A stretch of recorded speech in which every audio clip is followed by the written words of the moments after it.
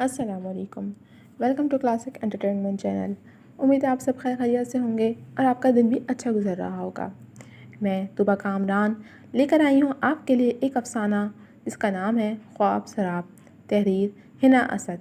लेकिन शुरू करने से पहले मेरी आपसे हमेशा की तरह एक रिक्वेस्ट है कि अगर आपने हमारे चैनल को सब्सक्राइब नहीं किया तो जल्दी से सब्सक्राइब कर दीजिए और बेल आइकन को भी प्रेस कर दीजिए ताकि हमारे चैनल पर आने वाली तमाम वीडियोस आपको सबसे पहले देखने को मिले और नॉवेल्स और दीगर कहानियाँ आपको सबसे पहले पढ़ने या सुनने को मिलें। तो चलें अब शुरू करते हैं। सुर्ख और रोज़ी लिबास में मलबूस सर झुकाए अपनी किस्मत की सितम ज़रीफ़ी पर मुतबादल आंसू बहाए चली जा रही थी। वो उसकी आंखों में अपने लिए नफ़रत आमेज़ एहसासात महसूस करता खामोशी से बिस्तर पर लेट कर एक बाजू अपनी आंखों पर रखे हुए था। जहन मुख्तलिफ सोचों की अमाज का बन चुका था। और ये तितली कहाँ चली? उसकी दादी अम्मा की तेज़ और चंगाड़ती आवाज़ उसकी समातों से टकराई, मगर वो सर पे चादर लपेटे फुर्ती से छत को जाती हुई सीढ़ियों को फैलांगती ऊपर चढ़ने लगी। ये मनहूस मारे मोबाइल को दिल करता चूल्हे में झोंक दूँ। सत्यानाश मार दिया जवान बच्चियों का, वो मुंह में बड़बड़ाने लगी। जबकि तितली उनकी सलावातों की परवाह किए बिना छत के एक कोने में बैठी वाईफाई के सिग्नल्स मिलते ही अपने फेवरेट राइटर के नॉवल की किस्त नज़र आते ही खुशी से झूम उठी। आज की किस्त में उसके फेवरेट हीरो की हीरोइन से शादी के मनाज़िर थे। वो बेताबी से इस किस्त की मुंतज़िर थी। तभी दादी अम्मा की डांट फिटकार की परवाह किए बिना छत पर आई, क्योंकि साथ वाले घर में उसकी दोस्त अमीना के घर वालों ने वाईफाई लगवा रखा था और अमीना ने उसे खुफिया तौर पर अपने नेट का पासवर्ड बता दिया था। तो वो ऊपर आकर रोज़ाना नावल की किस्त पढ़ लेती थी। नावल की किस्त पढ़ते हुए उसके चेहरे की चमक दीद नहीं थी।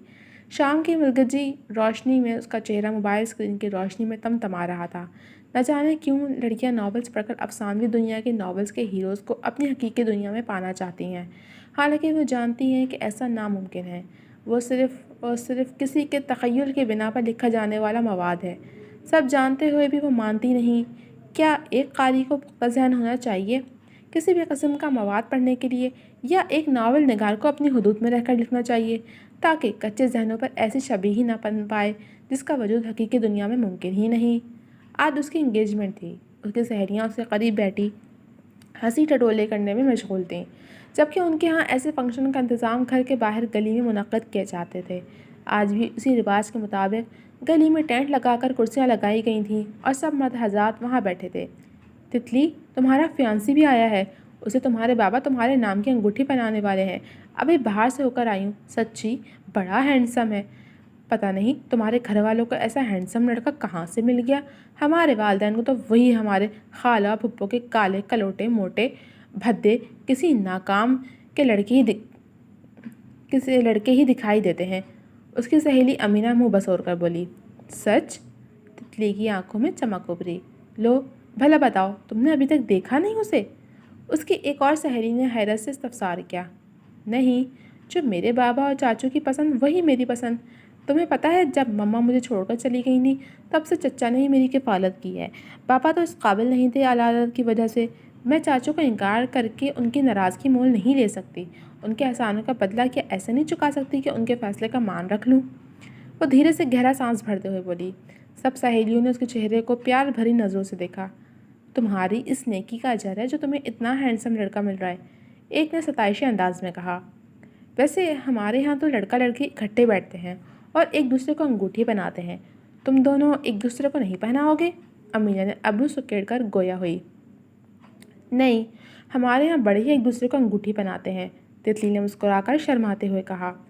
ये तो सरासर नाइंसाफ़ी हुई ना। अमीना, जो उसकी सहेली थी, नाक से कोड़कर बोली। चल, मेरे पास एक तरकीब है। हम सब सहेलियाँ मुँह पर नकाब लगा कर निकलते हैं और तू हमारे दरमियान में रहना। वहाँ से गुजरते हुए तू एक नज़र अपने होने वाले को दूल्हे को देख लेना, फिर हमारे घर में घुस जाएंगे। कहो कैसा लगा मेरे आइडिया? वो शरारत आमेज़ अंदाज से उंगलियों से चुटकी बजाते हंसी। अमीना का घर साथ वाला था।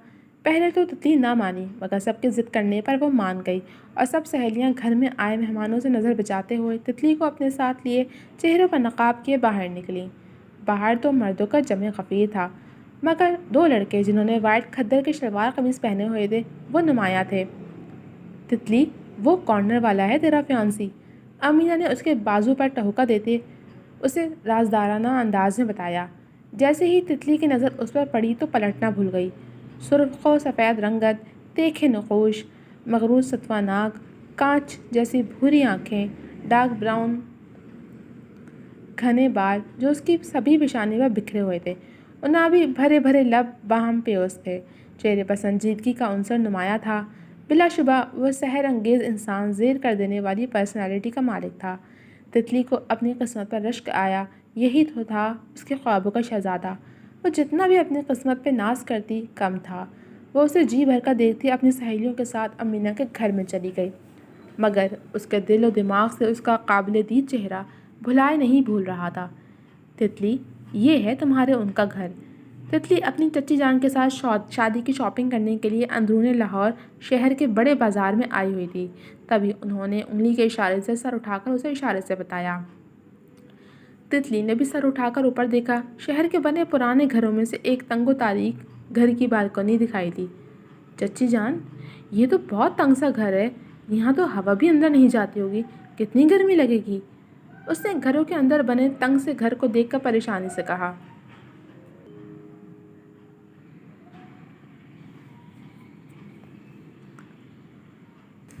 تمہارے بابا اور چچا نے ساری تفصیلات معلوم کروا لی ہیں لڑکے کے بارے میں، وہ یہیں کا رہنے والا ہے اور اچھی فیملی ہے۔ بیٹا، دلوں میں گنجائش ہونی چاہیے، گھروں میں تو اپنے آپ بن جاتی ہے، انہوں نے اسے تحمل سے سمجھایا۔ اس شہزادے کا چہرہ یاد آتے اس کے رگوں پہ میں سکون سا سرایت کرنے لگا۔ اس کے لیے تو کہیں پر بھی رہ لوں گی، چاہے سڑک پر کیوں نہ رہنا پڑے۔ اس نے دل میں سوچا اور پھر خود ہی اپنی سوچ میں مسکرا دی۔ وہ دونوں ڈھیر شاپنگ کر کے واپس آ گئے۔ یہ سحر انگیز اور طلسماتی منظر ایک گاؤں کا تھا۔ جب بہار کے موسم میں وقت پر بارشیں ہو جاتی ہیں تو صحرا ایسے سرسبز و شاداب بن کر مہک اٹھتے ہیں جیسے یہ کوئی زمین کا نہیں جنت کا ٹکڑا ہو۔ بہار کا موسم ہو اور برسات بھی تو کھیت سے سج سنور کر دلہن کا نقشہ پیش کرتے ہیں۔ ہر طرف سبززار ہوتا ہے، لہلاتے کھیت ہوتے ہیں، پرندوں کی چہچہاٹ ہوتی ہے، پرسکون اور خواب آور خاموشی ہوتی ہے۔ صبح اٹھ کر سورج کا نکلنا، پرندوں کا چہچہانا، تر و تازہ ہوا کا میسر ہونا بھی زندگی کا ایک سکون ہے۔ کسی قدرتی چشمے پر غسل کرنا، تازہ ٹھنڈی ہوا، بارش کی بوندیں، مٹی کی مہک، مینڈک کی آوازیں اور پرندوں کے مدھر گیت۔ کہیں کہیں پر کوئی دل جلا درانتی سے گھاس کاٹنے کے لیے چادر کندھے پر ڈال کر اپنے ساتھ روایتی لوگ گاتا ہوا دکھائی دے رہا تھا۔ انکل، آپ یہاں کیوں رہتے ہیں؟ تتلی ان کے پاس آ کر بیٹھ کر پیار بھرے انداز میں بولی۔ وہ جو سبز چوغا پہنے ہاتھ میں تسبیح لیے پیپل کے درخت کے نیچے بیٹھے تھے، اس کی طرف دیکھ کر دھیرے سے مسکرائے۔ کیونکہ میرا کوئی گھر نہیں، ساری زندگی اس درخت کے نیچے گزار دی ہے، لگتا ہے موت بھی یہیں آئے گی۔ دل میں شاید دکھی ہوں گے مگر بظاہر چہرے پر پرسکون تاثرات سجائے ہوئے تھے۔ تتلی نے حیرانگی سے انہیں دیکھا، مگر وہ ان سے پوچھ نہ سکی کہ میں کہاں رہوں گی۔ اس نے بہت بار یہ خبریں سنی تھیں، فلاں جگہ پر سیلاب آیا، کبھی دیکھا نہیں تھا، مگر آج جب اپنی کھلی آنکھوں سے دیکھا کہ وہ دل دوست سیلاب کا ریلا اپنے ساتھ کتنے خواب بہا کر لے گیا تھا، تب اسے سیلاب زدہ لوگوں کے دکھ سمجھ آئے تھے۔ اسے آج اندازہ ہوا تھا کہ اگر کسی غریب کی کل متاع ایک گائے، ایک بکری یا چند مرغیاں ہوں، یا کچی کوٹری میں پڑا ہوا وہ ٹرنک ہو جس میں غریب عورت نے اپنی ساری جمع پونجی اپنے دوپٹے میں لپیٹ کر رکھی ہو، اور اچانک اللہ کا حکم آئے اور سب کچھ سیلاب میں بہہ جائے، پھر غریب آدمی اپنے کنبے کو بچاتے بچاتے اپنا سارا مال مویشی اپنی آنکھوں کے سامنے بہتا ہوا دیکھے اور کھلے آسمان تلے اپنے بچوں، اپنے کنبوں سمیت کھانے پینے سے بھی محروم ہو جائے، تو اس پر کیا بیتی ہے۔ پانی پانی کے ایک شور میں کتنی چیخیں ڈوب گئیں، پہلے کچھ آوازیں ابھریں، آخر سانسیں ڈوب گئیں۔ کون سدھائے بکھرا پانی، کون اسارے مٹی کو، دریاؤں پر کشتے باندھنے والی باہیں ڈوب گئیں۔ پانی کا عفریت اچھل کر شہرک تک آ پہنچا تھا، بچے جس پر بیٹھے تھے اس پیڑ کی شاخیں ڈوب گئیں۔ پتھر کوٹنے والے ہاتھوں میں بچوں کے لاشیں تھے، شہر کو جانے والی ساری ٹوٹی سڑکیں ڈوب گئیں۔ بربادی پر گریہ کرنے کی مہلت بھی نہ پاس تھی، آنسو بہنے سے پہلے ہی سب کی آنکھیں ڈوب گئیں۔ بستی میں کوہرام مچا تھا، آدم روزی مانگ رہا تھا، رازق رازق کہتے کہتے سب کی نبضیں ڈوب گئیں۔ نیر جگ کی اونچ نیچ نے پانی کا رخ موڑ دیا، تیری مل تو وہیں کھڑی ہے، میری فصلیں ڈوب گئیں۔ اس کے بابا بھی اسی سیلاب میں بہہ کر دارِ پانی سے کوچ کر گئے تھے۔ ہر طرف گدلا پانی ہی پانی تھا۔ وہ بھی اس بہتے گدلے پانی کا حصہ معلوم ہو رہی تھی۔ ایک درخت کو ہاتھ سے تھامے اپنی آخری سانسیں بچاتے ہوئے تھی۔ اس کا شوہر پیپل کے درخت پر لٹکے ہوئے اپنی جان بچانے کی بجائے لٹک رہا تھا۔ شہریار، آپ نے تو بتایا تھا کہ وہ شہر کا گھر آپ کا تھا۔ تتلی بمشکل خود کو سنبھالتی لڑکھڑاتی ہوئی آواز میں بولی۔ وہ میرے دوست کا گھر تھا، میرے پاس کوئی گھر نہیں۔ میرے بابا نے ساری عمر یہیں اسی درخت کے نیچے گزار دی، اور میں نے بھی۔ آپ نے مجھ سے جھوٹ کیوں بولا؟ اس نے مغمسے کا شکار ہوئے پوچھا۔ میں نے کوئی جھوٹ نہیں بولا۔ اس کی بے تاثر اور سرد آواز اس کی سماعتوں سے ٹکرائی۔ تتلی کی سیاہ آنکھوں کی پتلیاں حیرت سے پھیلیں۔ میرے بابا میری شادی کے خواہاں تھے، اور میرا دوست بھی یہی چاہتا تھا۔ نہ چاہتے ہوئے بھی میری شادی ہو گئی۔ میرے دوست نے اپنے گھر کا ایڈریس دیا تھا تمہارے گھر والوں کو۔ اصل معنوں میں تو اب تتلی کے پیروں تلے زمین نکلی تھی۔ میں تو سڑک پر بھی گزار لوں گی اگر اس جگہ ہم سفر ملے۔ اس کے اپنے سوچے گئے الفاظ ہی اس کی سماعتوں میں گونجتے ہوئے اس کا مذاق اڑا رہے تھے۔ جیتے جی وجود سے روح نکل جانا کیسا ہوتا ہے آج اسے معلوم ہوا تھا۔ زندگی کے اس مکمل عرصہ حیات میں لے دے کے لوگ بہت کم خواہشیں ہی پوری کر پاتے ہیں، وہ بھی اس لیے کہ ہوا کا رخ سازگار نہیں ہوتا۔ آج اس کے وجی ہم سفر کی خواہش اسے کس موڑ پر لے آئی تھی، جہاں نہ وہ وجی چہرے والا ہم سفر دل سے اس کا تھا، نہ پیروں تلے زمین۔ کچھ بعید نہ تھا کسی بھی لمحے وہ تیز سیلابی ریلا اسے اپنے ساتھ بہائے لے جاتا۔ اس نے بھیگی دھندلائی آنکھوں سے اپنے ہینڈسم شوہر کو دیکھا جو بے تاثر نگاہوں سے درخت کی شاخ سے لٹکے اسے دیکھ رہا تھا۔ کہتے ہیں تتلی کی زندگی بہت مختصر ہوتی ہے، تو کیا اس تتلی کی بھی زندگی یہیں ختم ہونے کے کاغر پہ تھی؟ تتلی نے پلکیں جھپکائیں اور منظر بدلا۔ وہ ہوش میں تھی، کھلی آنکھوں سے خواب دیکھ آئی تھی۔ یہی تو تھی اس کی خواہش، ایک خوبصورت ہم سفر کی۔ پھر کیا بھیانک انجام ہوا اس کے خواب کا، اس کی خواہش کا۔ اس نے جھرجھری سے لی۔ آنسو لڑیوں کے مانند اس کے گالوں کو بھگونے لگے۔ تتلی، مسئلہ کیا ہے؟ کچھ بتاؤ گی تو پتہ چلے گا نا۔ اب کی بار زیان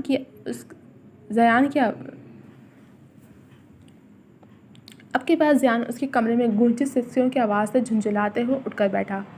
تتلی نے سامنے بیٹھے اپنی خالہ کے بیٹے زیان کو اپنے شوہر کے روپ میں پایا، جو خواب و خیال میں نہیں بلکہ حقیقت میں کچھ دیر پہلے اس کے شوہر کے رتبے پر فائز ہوا تھا۔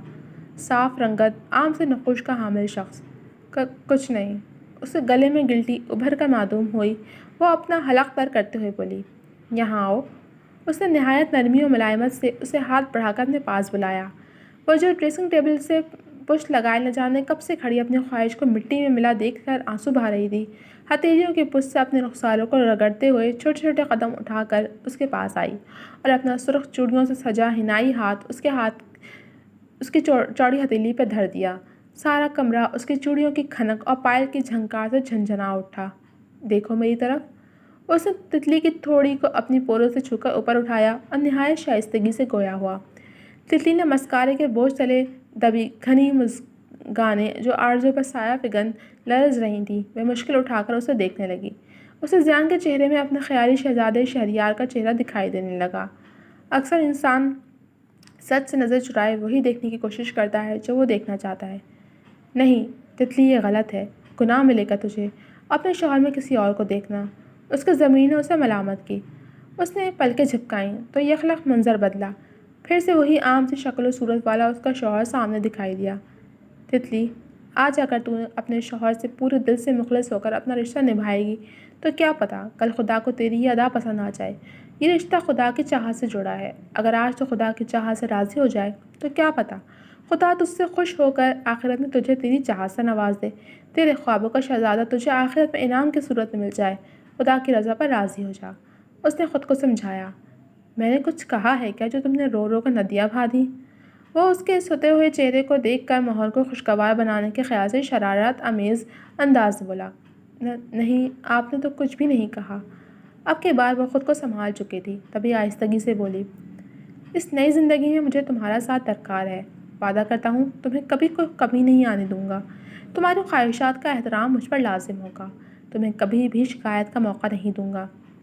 لیکن پھر بھی کبھی انجانے میں کوئی کوتاہی ہو جائے تو ناراض مت ہونا مجھ سے، بات کر کے مسئلہ حل کر لینا۔ تتلی، زندگی تمہاری طرح نازک اور خوبصورت ہے، اسے پیار محبت کی آبیاری سے سینچیں گے۔ بتاؤ، دو گی میرا ساتھ؟ اس نے اپنے ہاتھ میں موجود اس کے حنائی نرم و نازک ہاتھ پر نرمی سے اپنا دباؤ بڑھایا اور پوچھا، صحیح بات، اور شائستہ لہجہ مقابل کو اپنی اور یوں کھینچتا ہے جیسے گلاب کا پھول تتلیوں کو۔ اس نے بھی اپنے سادہ سے الفاظ اور نرم لہجے میں اسے اپنی طرف متوجہ کر ہی لیا تھا۔ وہ بلا اختیار ہی اس کے شیریں لہجے اور اپنے خوابوں کے شہزادے کے سرد اور بے تاثر لہجے میں اس کا موازنہ کرنے لگی۔ اس نے دھیرے سے کان میں کہا، تیری تتلی اداس ہے جگنو، مجھے کچھ وقت چاہیے۔ اسے اپنے اوپر جھکا پا کر وہ مشکل بول پائی، تتلی، میں ان شوہروں کی طرح نہیں جو پہلی رات بیوی پر اپنا روح و حاکمیت جتانے کے بھوکے ہوتے ہیں اور ان پہ بھوکے شیروں کی طرح ان پر جھپٹ پڑتے ہیں۔ تم تا عمر کے لیے میری بن چکے ہو۔ مجھے تمہاری خوشی اور رضامندی عزیز ہے، نہ کہ اپنی انا۔ تم جب بھی ذہنی طور پر ہمارے رشتے کی خوبصورتی کو تسلیم کر لو گی، تب ہم اپنی زندگی کا آغاز کریں گے۔ تب تک میں انتظار کروں گا۔ تتلی نے فقط نگاہوں سے اسے دیکھا۔ چہرے کی خوبصورتی کے بجائے دل کی خوبصورتی کا راز اس پر آج منکشف ہوا تھا۔ کتنا روح فرسا احساس تھا جو اس کی آنکھوں کے کناروں کو یخلک بھگونے لگا تھا۔ اس نے دھیرے سے اپنا سر اس کے بازو پر دھر دیا اور آنکھیں مون لیں۔ اس کے خود سپردگی کے اس حسین انداز کو دیکھ کر وہ دل و جان سے اس پہ صدقے واری ہوا۔ آج وہ اسے اپنے سلگتے ہوئے جذبات سے آگاہی دلوانا چاہتا تھا کہ جن احساسات سے نبرد آزما ہوتے ہوئے سالوں بیت گئے تھے، آج ان کا احساس اسے بھی کروائے۔ وہ کئی سالوں سے اس کی محبت کا خواہاں تھا اور آج اس کی محبت، اس کا عشق اس کے پہلو میں، اس کی پناہوں میں تھا۔ اسے رب کے اس معاوضے پر یقین کرنا دو بھر لگا اور اس نے ہاتھ بڑھا کر اسے کسی قیمتی متاع کی طرح خود میں بھینچ لیا۔ وہ اس کی محبوبانہ گرفت میں شدت بھری جسارتوں پر سمٹ کر رہ گئی۔ تتلیاں ہی تتلیاں، تم جو میرے ساتھ ہو۔ دل نشین موسم جیسے دھوپ میں برسات ہو۔ وہ تپش زدہ لہجے میں اس کی سماعتوں میں رس گھل رہا تھا۔ آج اسے احساس ہوا تھا، لا حاصل خواہشات اور خوابوں کی دنیا سے نکل کر اگر حقیقت میں رہتے خدا کی عطا کردہ نعمت پر راضی و رضا ہو جائیں تو خوشیاں ہمارا مقدر بن جائیں گی، کیونکہ خدا ہمیشہ وہی کرتا ہے جس میں انسان کی بھلائی ہو۔ مگر افسوس، کچھ لوگ لا حاصل کے پیچھے اپنی زندگیوں سے کھیل جاتے ہیں۔ اس تتلی سی لڑکی نے لا حاصل خواہشات کی بھیڑ چڑھنے کے بجائے اپنے پروں پر ایک نئی اڑان بھری اور زندگی کو دلکش رنگوں سے بھر لیا۔ اسے اس حقیقت کا ادراک ہو چکا تھا کہ خواب سراب ہیں۔ ختم شد۔ جی تو کیسا لگا آپ کو یہ افسانہ؟ امید ہے پسند آیا ہوگا۔ کمنٹ سیکشن میں اپنی رائے کا اظہار ضرور کیجیے گا۔ جلد ملیں گے آپ سے، اب تک کے لیے اللہ حافظ۔